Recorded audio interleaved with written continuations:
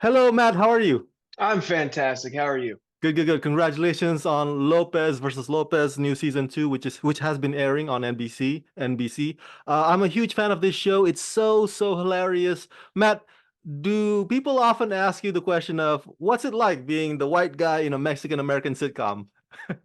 Um, yes, they do. It's funny because my life is very much kind of my entire family. All of my family married like into the Latin culture, so I've been around it my entire life, so I'm quite used to it. But it's nice. It's I always make that joke. I'm like, I'll be the punching bag. Let's go. I love it.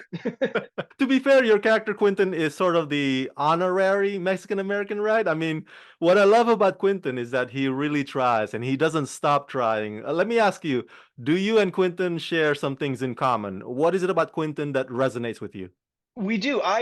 Quentin, when we first started the show and they said, what do you see this character as? I said, I've watched sitcoms my entire life, and the father on the show is usually the kind of disaster, the mess. He's always thinking of himself before his family, or he's always getting, he's never taking the family's feelings and stuff into account. And I wanted to be the exact opposite of every TV dad that has ever been. I wanted to be empathetic and vulnerable and emotional and the person that you could come and talk to. And I am very much that person in real life as well. I love helping people and I love kind of getting to the root of things to solve things for people or for myself. And so in that way, I'm very much like Quentin because I to a fault sometimes try to make everybody happy before I make myself happy, which I think is kind of the opposite of what a sitcom dad usually does. And also, Quentin's been getting his kind of moment this season of speaking up and being, a much more in charge person in the family. And I've kind of implemented all of that into my life. And so it's Quentin's journey. I say, I always end up taking whatever he's learning. I take that home with me and I try to implement it in my life. And it's been going pretty good. I love the dynamics that you have with the legendary George Lopez. George would often roast Quentin, and but Quentin also has his share of jabbing back at George. Talk to me about working with George and creating that dynamic, the process. Working with George is easily one of the most incredible things of my career to date. There's so much knowledge that man carries in every aspect of life, and he's such a generous and passionate person for the work and everything he does.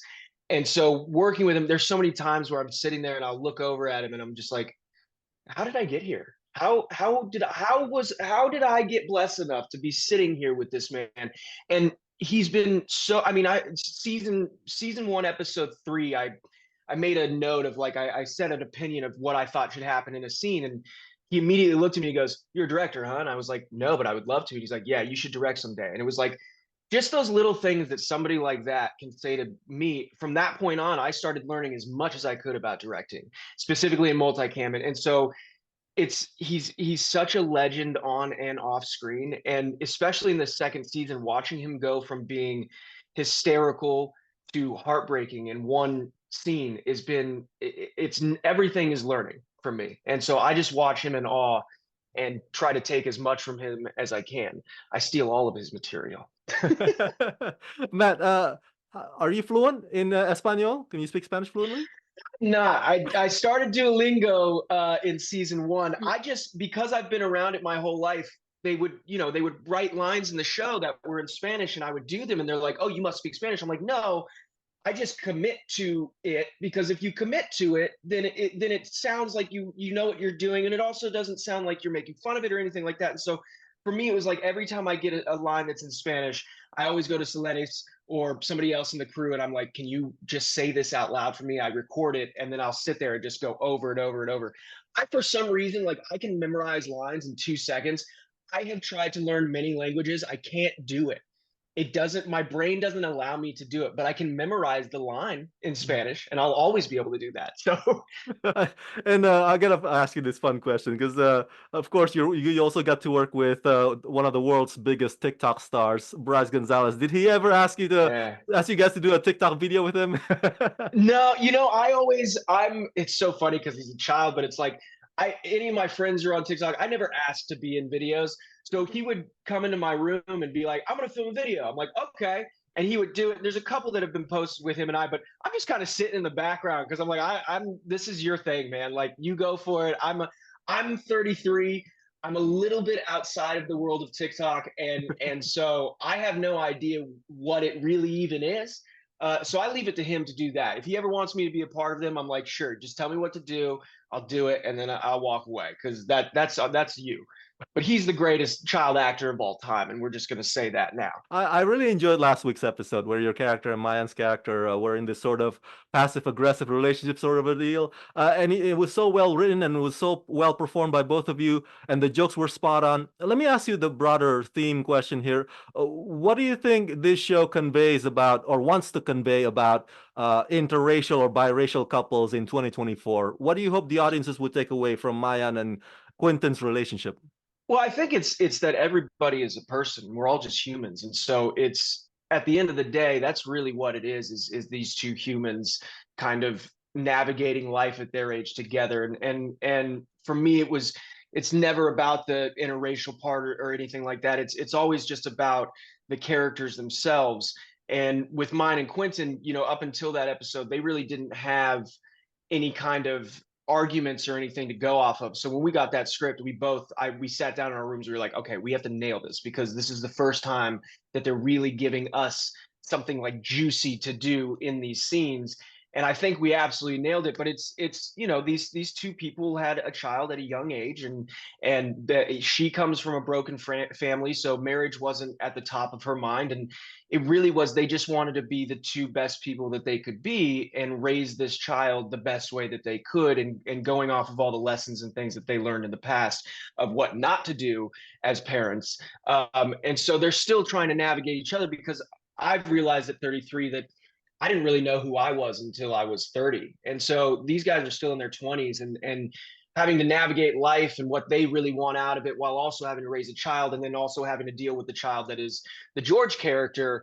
And you have Selenis, who's always coming in and trying to tell them what to do. And so it's really about them getting their own strength and power this season. And I think that really kind of happens by the end of it. Yeah, so many guest stars: Snoop Dogg, Danny Trejo, Cheech and Chong. Which celebrity guest that got you starstruck, and what other starstruck, and what other guest stars that we can anticipate coming up this season? Well, we got Lisa Rinna on the show tonight, along with Brock and Shayna. Shayna. I'd never watched Vanderpump Rules, but they're on Vanderpump Rules, and they were the nicest people. I think Cheech and Chong is going to go down. That being able to be in that tag with them singing Mexican American and sitting next to Tommy Chong while he played guitar for the song, nothing I think will ever be able to top that in my life, in my career. I could go work for like the #1 director I've always wanted to work for, and that will still probably be the coolest moment ever. But every single one of them, I grew up watching all of the guest stars that we've had. And so every week it's like Christmas every week. I get a new present. It's like, oh, okay, great. I get to work with this guy now. This is insane.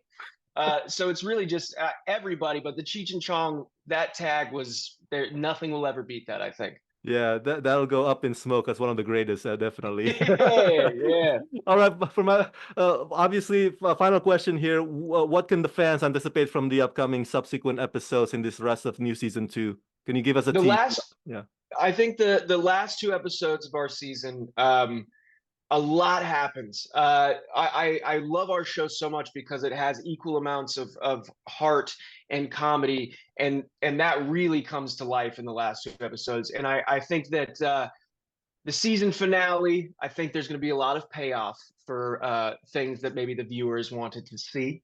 And it's just they are 2 incredible episodes of television. I'm excited to watch. I haven't seen them, so I'm excited to see them. yes. All right, for my fans at home, go check out Lopez versus Lopez, airing weekly only on NBC. Matt, thank you for talking to me, and congratulations.